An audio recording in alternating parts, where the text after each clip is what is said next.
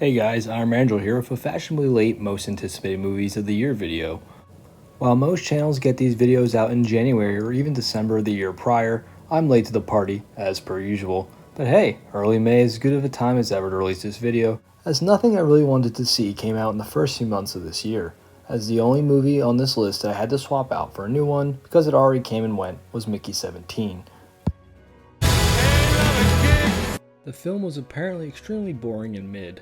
I have not yet seen it because of its lackluster reputation, but based off what I've heard, I'm in no particular hurry to watch it. No, I don't really feel like it. While I originally had Mickey 17 at number 7, I didn't have to switch up the rankings of the other films because I discovered a sequel to a film that I was previously unaware was coming out this year. And it just so happened to slot in where Mickey 17 was on my rankings. Ain't that convenient? Coincidence? I think not! While all of these movies are movies I do want to see, and possibly review, they are not all movies I necessarily think will be good. This list is more so a ranking of the films I am most invested in seeing, rather than a ranking of how good I think each movie will probably be. Because spoiler alert, I think a few of these movies are going to be quite bad. He's out of line, but he's right. Now with that preamble out of the way, let's dive into the rankings. Should be amusing. At number 10, we have F1, starring Brad Pitt, Javier Bardem, and Damson Idris. F1, directed by Joseph Kosinski, is releasing this year on June 27th. So F1 is about an aging driver who is convinced to come out of retirement to team up with a rising star in Formula 1. This is Brad Pitt's character Sonny Hayes' last shot to create a legacy for himself, as not only is he considered to be a has-been, people are saying he's a never was. They're saying Sonny Hayes isn't a has-been. He's a never was. The reason this film has made it onto my top 10 anticipated movies of 2025 list, but no further than 10, is because I'm not a big race car person. Normally I'd wait for a movie like this to come onto streaming or on demand before checking it out, but the fact that it is directed by the guy who did Top Gun Maverick and is starring Brad Pitt, who's one of my favorite actors of all time, there's enough of a draw to make me want to check it out in theaters. I expect good things from this film. Perhaps it'll even go on to become the best racing movie of all time. However, that will not be an easy feat to achieve, as it's got some stiff competition. At number 9, we have The Thunderbolts, starring Sebastian Stan and Florence Pugh. Thunderbolts, directed by Jake Schreier, released this year on May 2nd. Thunderbolts with an asterisk is essentially going to be Marvel's take on the Suicide Squad. Now the question is whether it's going to emulate Suicide Squad or The Suicide Squad. The difference between those two titles is small, but the difference in quality is anything but. I'm hoping The Thunderbolts gives us a hilariously entertaining experience like The Suicide Squad, but I'm expecting it's more likely to be Suicide Squad level cringe. Either way, I'm in for a good time, because whether it's genuinely a fun movie, or it's in the so bad it's good tier, get some good laughs in. Thunderbolts with an asterisk gets a 9th place spot on this list. That's it? What, we some kind of Suicide Squad? At number 8, we have 28 Years Later, starring Jodie Comer, Aaron Taylor Johnson, and Ralph Fiennes. 28 Years Later, directed by Danny Boyle, is releasing this year on June 20th. While I've not seen 28 Days or 28 Weeks Later, I am pretty interested in checking this movie out. I've heard really good things about the first two, and the trailer has intrigued me more than most have in recent years. I plan on watching the first 2 installments of the series before seeing this film. While I'm highly anticipating 28 Years Later, I suspect I probably won't be reviewing this film as I'm typically not very big on zombie movies, which is why this film is only coming in at 8 despite the fact that I'm expecting this to be one of the better movies of the year. I myself am not very invested in the zombie genre, but my buddy, Laughing Lulu, very much is. So check out his channel if you're on Undead Head because he makes a lot of great videos on zombie films and shows, and will be more than likely making a review of this film when it comes out. Hopefully on June 20th, Alex Garland and Danny Boyle, who are the creative minds behind 28 Days Later, can strike gold once more with this highly anticipated sequel. Wanna see me run to that mountain and back? You wanna see me do it again? At number 7, we have Nobody 2, starring Bob Odenkirk and Christopher Lloyd. Nobody 2, directed by Timo Thahato, I probably pronounced that wrong, is releasing this year on August 15th. I wasn't originally aware of the fact that this movie was getting a sequel, let alone that it was coming out this year, but I'm very much looking forward to this film as I thoroughly enjoyed the first one. Bob Odenkirk of Saul Goodman fame thrives in this gritty action thriller role, so Nobody was made by the same people who made the John Wick movies, which isn't exactly surprising as the two franchises have a very similar feel to them. and while they aren't officially connected, it wouldn't take much work to bridge the two franchises into the same continuity. While the John Wick sequels never quite lived up to the original, I still thoroughly enjoyed them. I'm hoping the Nobody sequel can be as good as or better than the original installment. While I'm very much looking forward to this film, there are 6 other movies I am anticipating more, so Nobody 2 finishes in 7th place. Fair enough.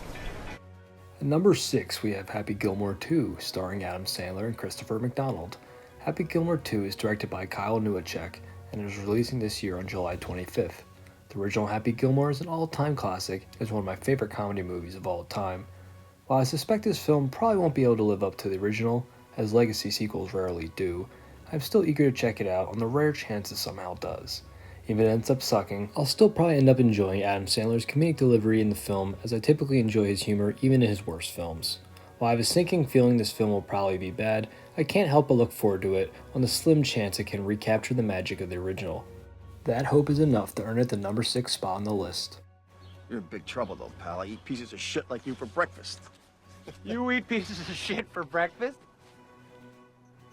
No.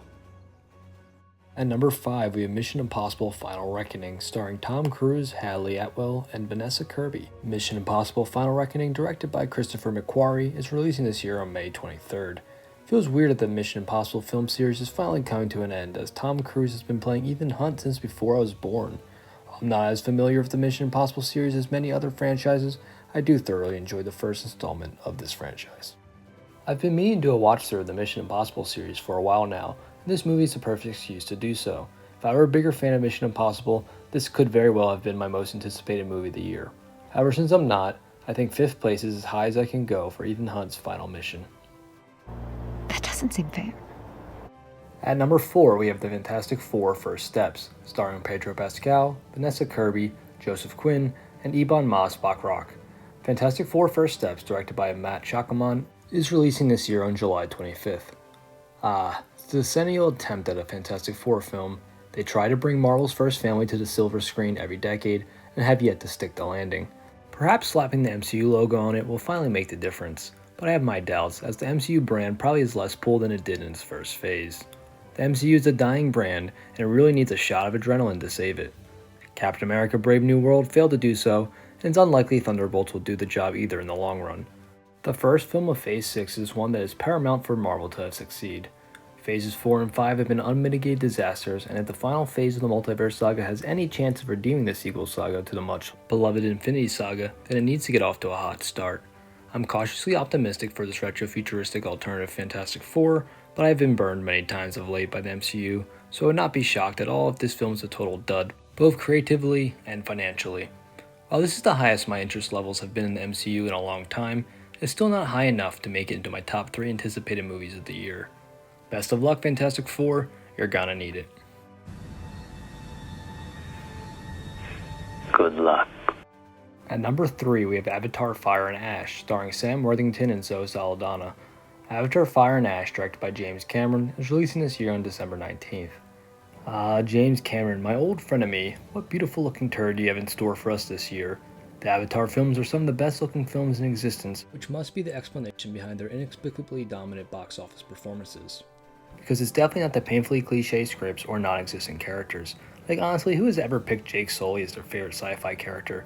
I bet you most people who have seen either film recently still couldn't tell you the protagonist's name if you asked them to do it for $100. While I expect this film will probably be more of the same of what we already got in the previous 2 installments, I'm still very curious to check out what new CGI alien fauna and flora James Cameron has in store for us. Maybe I'm part of the problem of why these films make so much money when it seemingly has no real fanbase supporting it. Anyways, out of sheer morbid curiosity, Avatar Fire and Ash made it into my top 3 most anticipated films for 2025.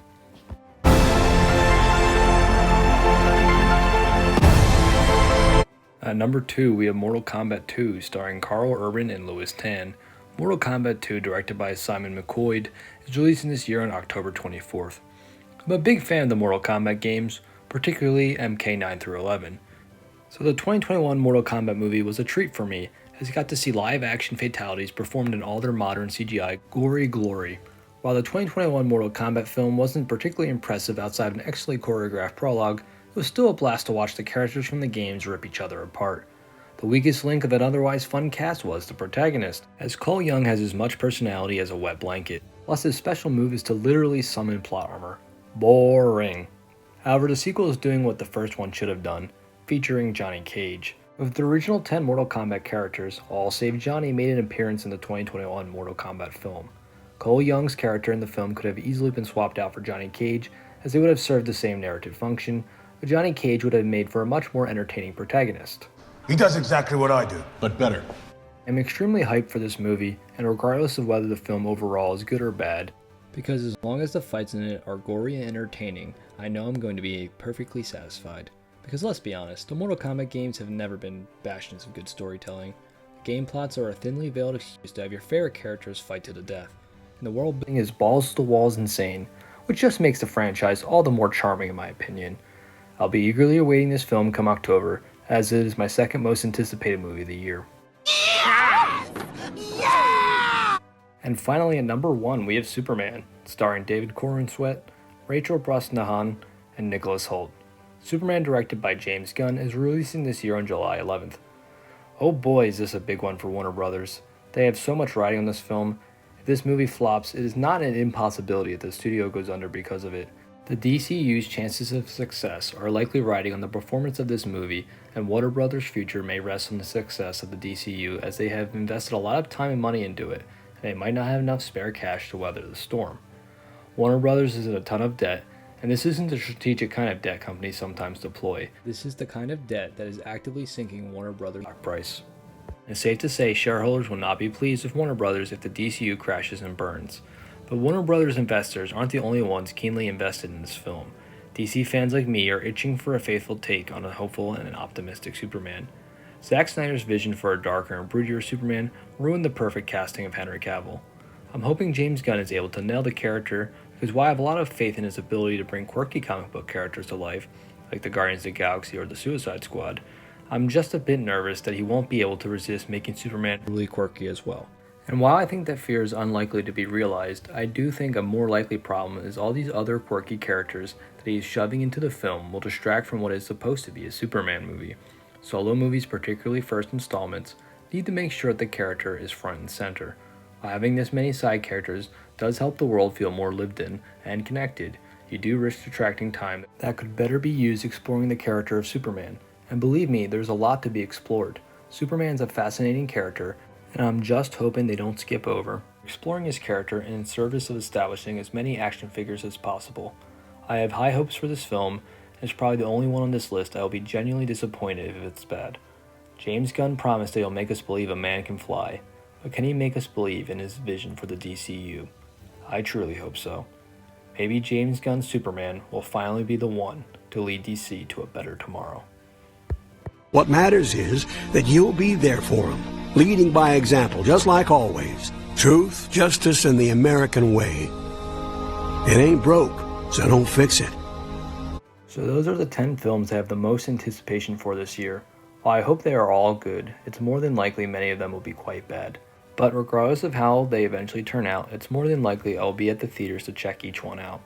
In fact, I plan on seeing Thunderbolts sometime this weekend. The reception to that movie seems more positive than most MCU movies of late, so perhaps I might enjoy it after all. So be on the lookout for a potential first impressions video for that film. That's all I got for y'all today. This is Iron Mandrill, signing off. Hope you have yourself a super day. Ciao.